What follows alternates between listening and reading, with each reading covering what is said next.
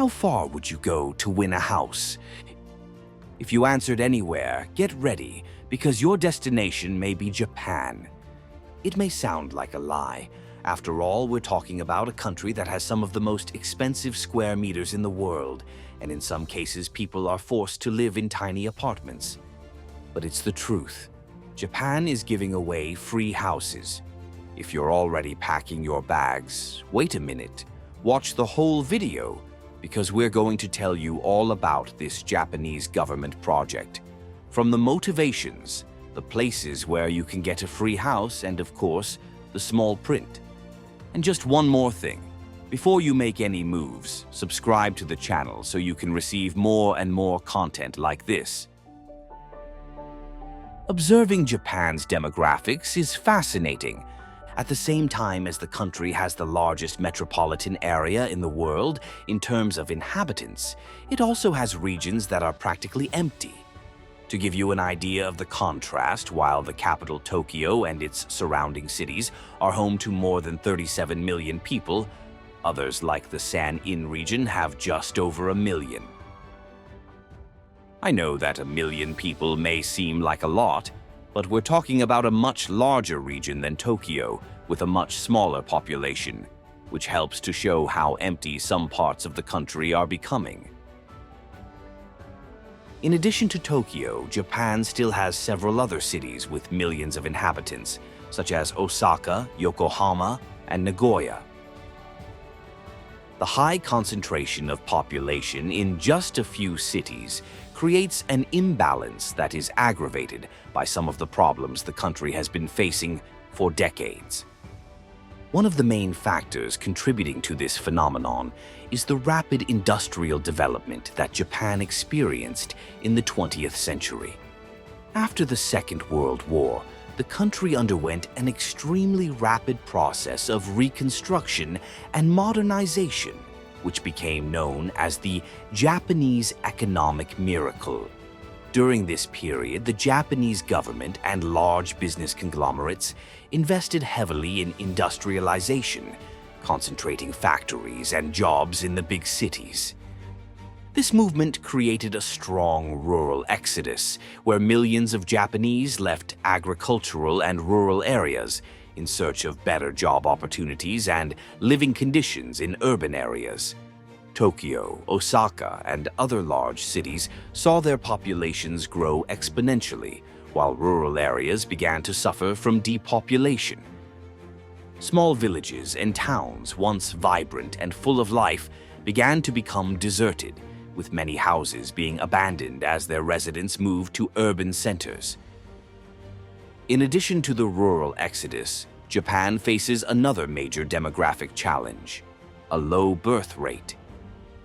The country has one of the lowest fertility rates in the world, with an average of just 1.36 children per woman in 2021. Several factors contribute to this low birth rate, including the high cost of living, the intense work culture, and the growing tendency among young Japanese to postpone marriage and family formation. This combination of factors results in an aging and declining population. As the elderly pass away and there are not enough young people to take their place, many homes end up empty. This phenomenon is particularly pronounced in rural areas, where the population is on average older than in big cities. Without a younger generation to inherit and care for these properties, many houses end up abandoned and eventually deteriorate. According to some estimates, there are around 8 million abandoned houses in Japan today, which has led some regional governments to take the drastic measure of selling these properties at a very low price, or even giving them away.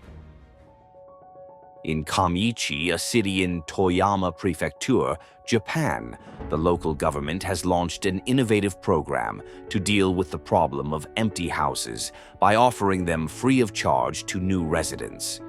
This program is facilitated by a matching website that directly connects owners of vacant properties with those interested in moving to the area. You didn't hear wrong. In this city, the municipal government has created a website that connects owners who want to donate their homes with interested parties. But why would anyone donate a house? It may sound strange, but this is a win-win situation. I'll explain. The owners of these houses are usually heirs who left the area a long time ago and have no interest in returning. And in these cases, paying the taxes and costs involved in maintaining the property represents a challenge for the owners. That's why, when an owner finds someone interested in their property, even if they don't receive a dime from the sale, they automatically free themselves from various financial obligations or the high costs involved in demolishing the building. And it doesn't stop there. In addition to getting a house completely free of charge, the municipal government also offers some assistance to those who gave the house away and those who won it. 50,000 yen, or roughly $340, is offered so that the donor can pay for the removal of their belongings from the house, and for the lucky person who won the house without paying a penny, the government offers 500,000 yen on the condition that the new resident stays in the house for at least 2 years. Sounds like an excellent deal to me. What do you think? According to a report on the Japan News website, in 2022, there was an offer of 330 houses in the city of Kamichi. Although demand is increasing every day, I believe that there may still be some available, either in this city or elsewhere in Japan, after all. As I said, the estimate is that there are more than 8 million abandoned houses in the country. They are called Akia and are becoming increasingly popular both in Japan and around the world.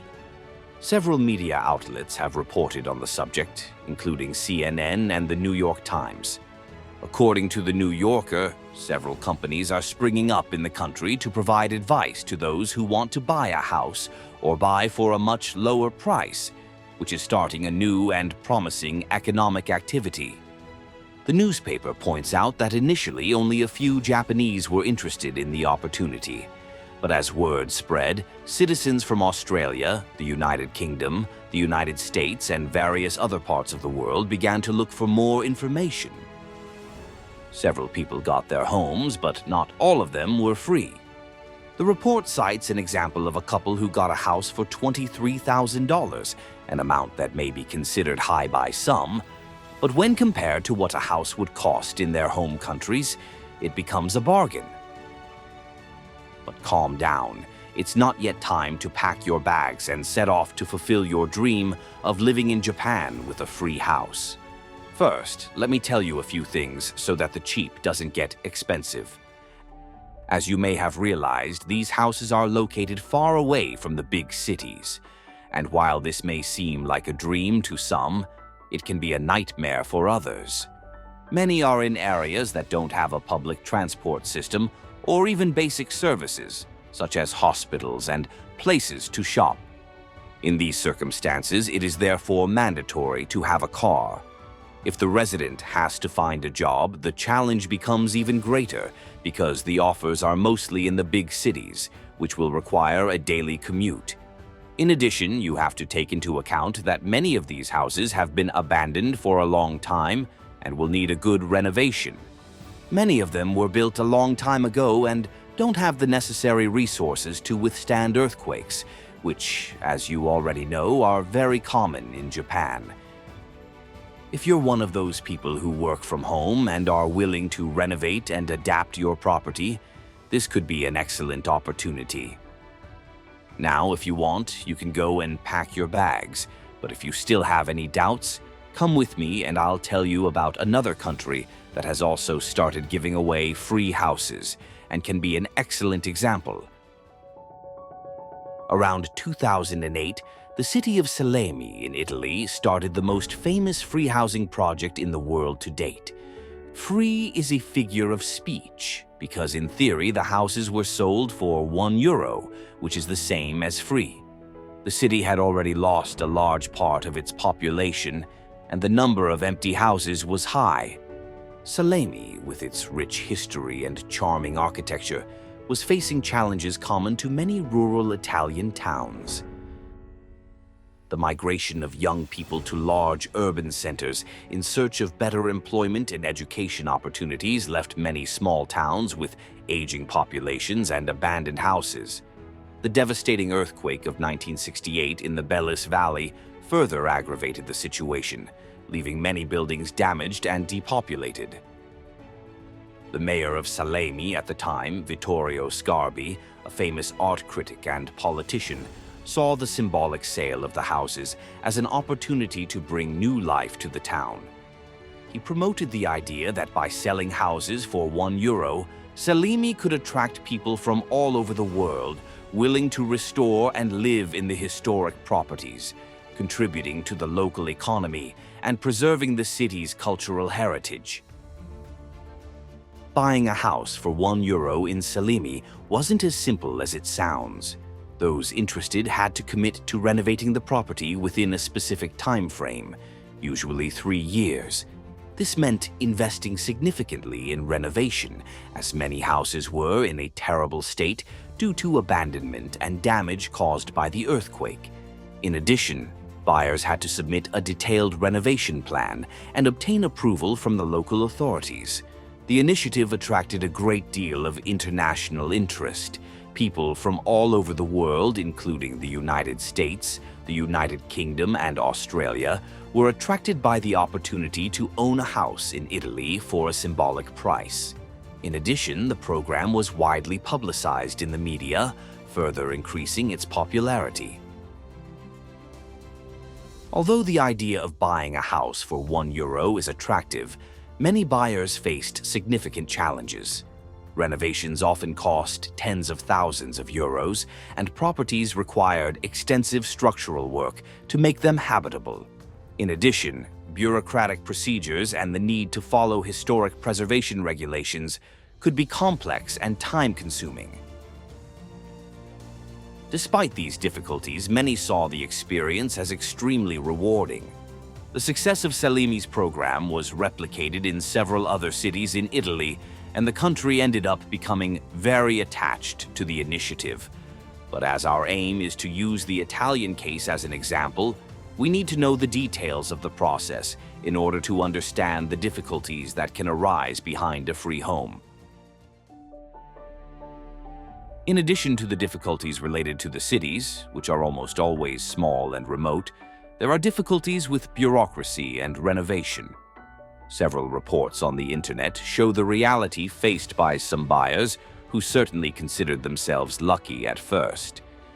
Many of the houses offered for sale were nothing more than decades-old ruins that had been abandoned for many years.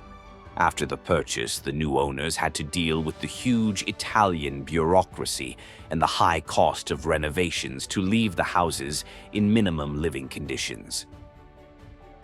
That simple little coin used to buy the house often turned into a total expense of more than €100,000, which may not be much when compared to the cost of buying a property, but is infinitely more than the amount advertised. Many of these problems in Italy can also be expected in Japan. The buyer or winner of the house must be prepared to deal with Japanese bureaucracy, both in relation to the property and the visa to live legally in the country. And although Japan doesn't have the same level of bureaucracy as Italy, you have to add the language, which is undoubtedly much more difficult than Italian.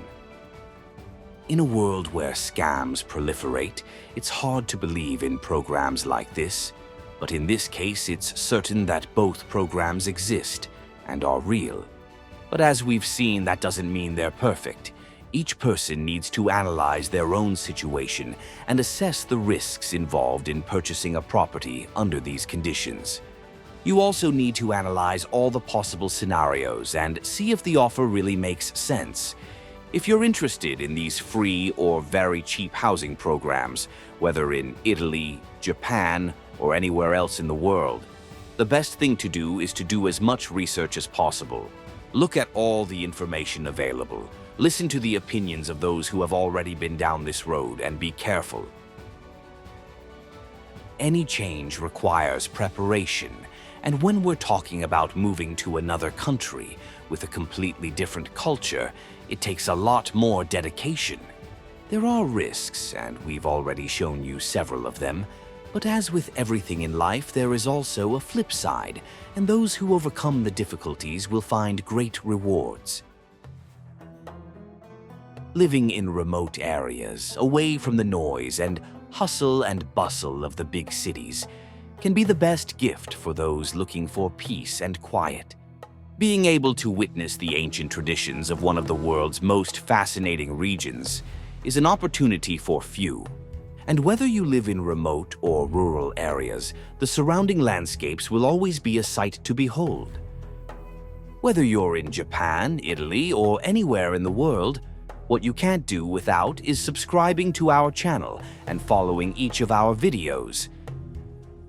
Thank you very much for watching, and we'll see you on our next adventure.